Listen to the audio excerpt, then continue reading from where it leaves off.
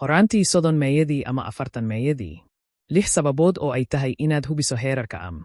Dumarku waxay diiradda saarayaan shaqooyinkooda, waxbarashadooda iyo horumarka shakhsi ahaaneed maalmahan. Qorshaynta qoyska waxaa la siinayaa kursi dambe. Hal shay oo ay tahay in la xasuusto waa heerarkaaga hormoonka antimilerian, kaas oo ku siinaya fikradda kaydka ugxansidahaaga. Dumarku waxay ku dhashaan qiyaastii 1 ilaa 2 milyan oo unugyo ukun ah oo aan qaan gaarin. Kaliya 4 eber oo ukun ah ayaa ku haray caadada. Wareeg kasta oo caadadu waxaad lumisaa 100 ukun, markaa tiradu way sii yaraanaysaa iyadoo dada sii kordhaysa. Kuwa caafimaadka qaba waxay noqdaan follicules bislaaday inta soo hartayna waxaa nugaya jirka. Dhammaadkii 30maadkii iyo 40maadkii, sahaydu waa sii yaraanaysaa. Si kastaba ha ahaatee, taasi waa dada marka dad aad u badan ay isku dayayaan in ay dhistaan qoys. Waa maxay hormoonka am? Sida uu sheegay Dircaasha Dalal, agaasimaha waaxda dhalmadad haweenka, Sirhin Isbitaalka Reliante Foundation, hormoonka antimilerian hormone waa hormoon ay soo saaraan unugyada ku jira ugxansidaha. Ugxansidaha waxay ka tarjumaysaa tirada ukumaha aad ku hartay ugxansidaha, taas oo waxay muujinaysaa kaydka ugxansidahaaga. Waa maxay sababta loo eegayo heerarkooda Maanta, celceliska dada dhalmada markii ugu horeysay waa 6 sano, waxayna sii kordhayaan wakhtiyadan dambe marka waalidnimada dib loo dhigo. Taas beddelkeeda, ragga waxay sii wadaan abuurista shahwa cusub inta badan noloshooda qaangaarka ah. Waxaa intaa dheer, qiimaha oo deggan ayaa la heli karaa inta lagu jiro wareegga caadada. Daraasado dhowr ah ayaa muujiyey in heerka uu yahay calaamad ka wanaagsan kaydka ugxansidaha marka la barbardhigo dada keligiis ama calaamado kale oo lagu sharaxay sugaanta, sida basalfs, estradiol iyo inhibin. Waxaa loo isticmaalaa in lagu saadaaliyo tirada ukumaha ee laga yaabo in la soo saaro marka la kiriyo iyo marka wakhtiga ay qaadan doonto, si ay u uur yeelato. Heerarka ayaa hoos u dhacaya marka dadu kor u kacdo, macnaheedu waa markaad dada waxaad leedahay ukun yar. Iyo dada. Tilmaamaha guud ahaan, heerarkan soo socdaa waxay matalaan xadka hoose ee serum dada. 2 sano jir, 3 eber ning umil. 3 eber sano jir, 2 5 ning umil. 3 sano jir, 1 5 ning umil. 4 eber jir, 1 ning umil.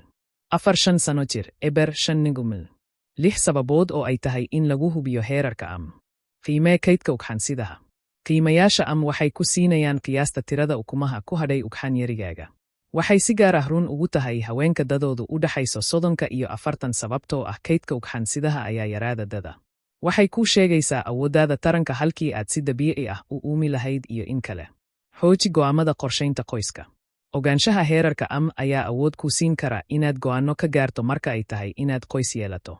Haddii ay dhacdo in heerarku ay ka hooseeyaan sidii la filayay, sahayda ugxantu waa yar tahay, waxaana laga yaabaa inaan kugu dhiirigeliyo inaad horumariso qorshayaashaada uurka ama sahaminta fursadaha ilaalinta bacriminta sida qaboojinta ukunta. Ogaanshaha hore ee arrimaha dhalmada. Sida laga soo xigtay Dirnishita Shah, Sayfe Hospital, Mumbai, heerarka hoose waxay noqon karaan calaamad hoos u dhaca kaydka ugxansidaha, taasoo saamayn karta awooddaada inaad uur yeelato si dabiici ah. Ogaanshaha hore wuxuu kuu oggolaanayaa inaad aragto dhakhtar oo aad kala hadasho suurtogalnimada isticmaalka tiknoolajiyada taranka ee la caawiyey haddii loo baahdo. Heerarka sare waxay muujin karaan brostanina, sidoo kale waxay u baahan kartaa gargaar caafimaad. Daaweynta dhalmada ee ku habaysan. Dadka lagu jiro daaweynta bacriminta sida heerka wuxuu ka caawiyaa dhakhaatiirta inay la qabsadaan hababka daaweynta. Heerarka sare ee ayaa laga yaabaa inay muujiyaan natiijo ka wanaagsan kicinta ugxansidaha, iyo qiyamka yaryar ayaa laga yaabaa inay u yeeraan farsamooyin kale. Menopause wakhtiga insiga. Heerarka waxay ku siin karaan fikrad goorta aad gelayso menopause.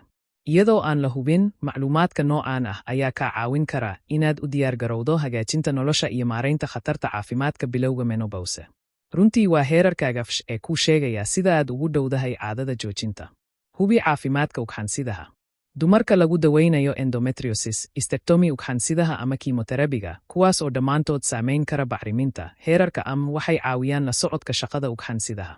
Haweeney kasta, heerarka ahaan way yaraanayaan, mana jiraan wax badan oo aan taas ka qaban karno. Sidaa awgeed, cabirida heerarka dada 3 eber iyo 4 ebers waa muhiim marka la qorshaynayo waalidnimada. Haddii aad u qorshaynayso qoys dhowaan ama mustaqbalka, ogaanshaha heerarka waxay ku siin kartaa caddayn, waxayna yaraynaysaa welwelka ku saabsan caafimaadkaaga taranka. Priyanka Chopra ayaa shaaca ka qaaday barafka ukumaheeda inta lagu guda jiro duubista filimka Quantico. Ma ahan waxa ugu fudud in la sameeyo, laakiin